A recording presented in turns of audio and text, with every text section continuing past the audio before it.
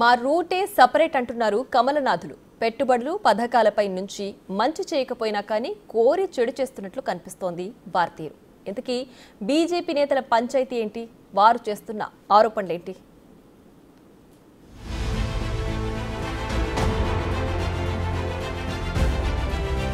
ఒకరు బొమ్మ పెట్టాల్సిందే అంటారు,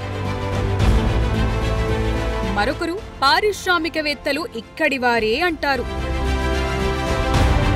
కాంగ్రెస్ సర్కార్ చేసే ప్రతి పనిని పనిగట్టుకుని మరీ విమర్శించటం, లేదంటే అడ్డుపుల్ల వేయటం ఇప్పుడు ఇదే పనిగా పెట్టుకున్నట్టు బీజేపీ నేతల తీరు కనిపిస్తోంది. మామూలుగా అయితే ఈ పని బీఆర్ఎస్ చేస్తుంది.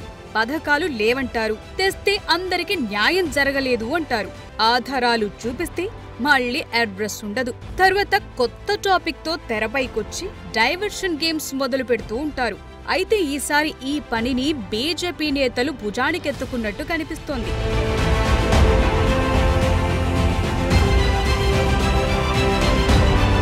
ఈసారి దావోస్ పర్యటనలో రికార్డ్ స్థాయిలో పెట్టుబడులను తీసుకొచ్చారు సీఎం రేవంత్ రెడ్డి.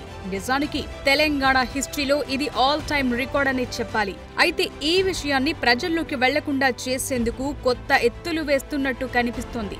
మామూలుగా 1,78,000 కోట్ల పెట్టుబడులను తీసుకొచ్చారు సీఎం రేవంత్ రెడ్డి. దీంతో అటూ ఇటుగా 50,000 ఉద్యోగాల వరకు రావచ్చు. కానీ ఈ విషయాన్ని పూర్తిగా పక్కదారి పట్టించేలా మాట్లాడారు కేంద్ర మంత్రి కిషన్ రెడ్డి. తెలంగాణలో ఉన్నటువంటి వాళ్ళందరినీ తీసుకెళ్ళి దావోస్కి వెళ్ళి అక్కడ అగ్రిమెంట్ చేసుకుంటే ఏందో నాకు అంతే అర్థం కాలేదు ఇంతవరకు. తెలంగాణలో ఉన్నటువంటి వాళ్ళందరినీ దావోస్ తీసుకెళ్ళి అక్కడ అగ్రిమెంట్ చేసి ఏదో దావోస్కి వెళ్ళి ఇన్వెస్ట్మెంట్స్ వస్తున్నట్టు ప్రచారం చేశారు.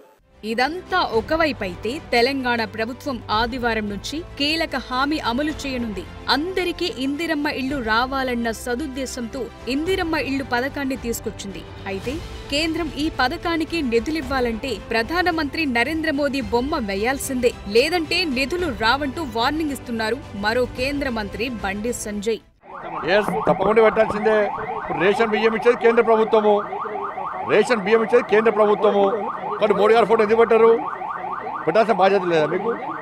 ఇప్పుడు ప్రధానమంత్రి ఆవాస్ యోజన ఇల్లు ఇస్తున్నాం, మోడీ గారు ఫోటో పెట్టాల్సిందే. ప్రధానమంత్రి ఆవాస్ యోజన బోర్డు పెట్టాల్సిందే.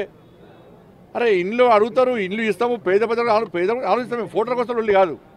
కానీ రాష్ట్ర ప్రభుత్వము తెలంగాణ రాష్ట్రంలోని పేదలకు న్యాయం జరగాలంటే కేంద్రానికి సహకరించాల్సిన బాధ్యత ఉంది. ఇవాళ కేసీఆర్ అనే వ్యక్తి 10 సంవత్సరాలు మోడీ గారి ఫోటో పెట్టాల్సి వస్తుందని చెప్పి ఒక్క రేషన్ కార్డు ఇవ్వలే. ముద్రించిన రేషన్ కార్డు కూడా పక్క పడేసింది కేసీఆర్. రేషన్ బియ్యం ఇచ్చేది ఎవరు చెప్పాలి? మరి రేషన్ బియ్యం ఇచ్చేది ఎవరు? ఇచ్చేది ఈ దేశంలో 80 కోట్ల మంది పేదలకు రేషన్ బియ్యం ఇస్తున్న ప్రభుత్వం నరేంద్ర మోడీ గారి ప్రభుత్వం. మీరు రేషన్ కార్డులలో కేంద్ర ప్రభుత్వం పేరు పెట్టడానికి ముఖ్యంగా అభ్యంతరాలు ఎందుకు పెట్టారు? ఇట్లా సొమ్మొక్కొంది సోకొకూడదా? ఇలా ఇద్దరు కేంద్ర మంత్రులు రాష్ట్రానికి ఏం తీసుకురావాలన్న ఆలోచనతో కాకుండా రాష్ట్రం చేసే పనులను అడ్డగించటం, కించపరచటమే టార్గెట్ గా పెట్టుకున్నట్టు కనిపిస్తోందని ఇప్పుడు ప్రజలు చర్చించుకుంటున్నారు.